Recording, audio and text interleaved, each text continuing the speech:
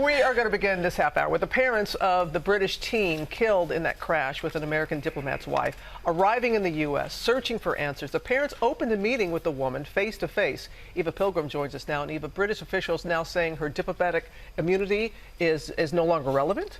That's right, Robin. That is what they are saying this morning. And the teen's parents are here in the U.S. hoping to get that woman to go back to the U.K. to answer questions. There is still the possibility she could end up answering those questions in a court of law.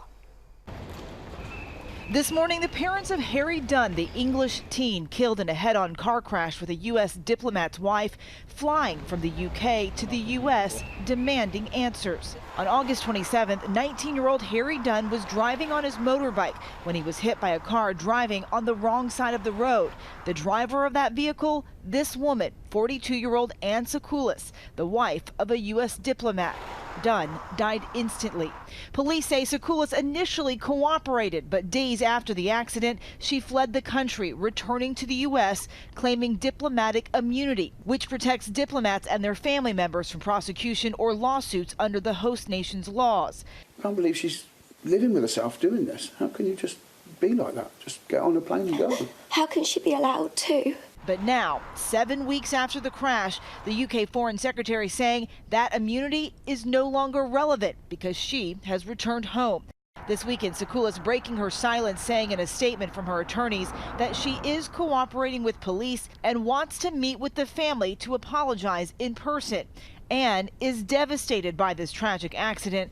No loss compares to the death of a child, and Anne extends her deepest sympathy to Harry Dunn's family.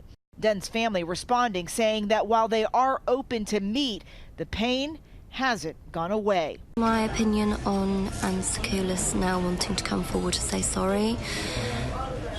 To be perfectly honest, yes, it's a start of some closure for our family.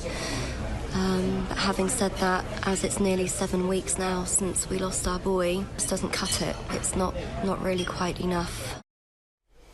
And the Dunn family lawyer telling us overnight that while they are open to meeting with Tsoukalis, it's not going to happen anytime soon. Their main goal for this trip is to get her to return to the UK. Robin. All right, Eva, thank you. We're going to bring in our chief legal analyst, Dan Abrams. A lot of talk, of course, about diplomatic immunity. Just explain to everyone what that means. Yeah, so it means that when you go to another country as a diplomat, so a U.S. diplomats go to England or France or Italy or wherever the case may be, they're granted a type of immunity. It means that we want to be able to keep our people safe in another country, even if they're charged with a crime. Same thing applies, by the way, to those diplomats who are here in the United States. They are afforded immunity. It does create tension sometimes when people believe that a diplomat has done something really bad. Typically what happens in that kind of case is the country where the person is from can waive immunity.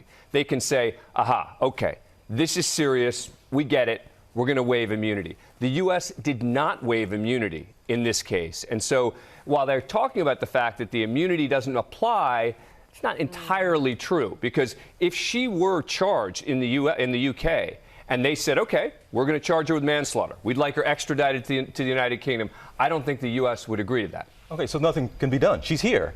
Correct. Unless the U.S. agrees to send her back. I think that's right. But the only thing that could happen now, as Eva points out, is there could be a civil lawsuit. So she could either be sued by the family in England or potentially here, meaning you sue her in England, she doesn't come to the trial, etc.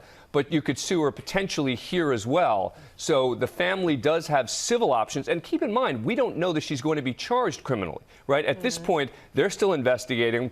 You know, there's indications that, again, she was driving on the wrong side of the road. The British authorities could conclude that this was simply an accident, that there's no criminal liability, but still the potential for civil. Right. And the family can actually ask for that civil lawsuit at any point? Yeah, so the family can move forward and try and sue, and the question is going to be, where do they try and sue? I mean, typically, of course, something happens in England, you sue in England. But in a case like this, because you're talking about an American citizen, it is possible that could end up in an American court, and then there'd be questions about what law applies, et cetera. Ooh, a lot of people watching this. Yep. All right, thanks, Dan.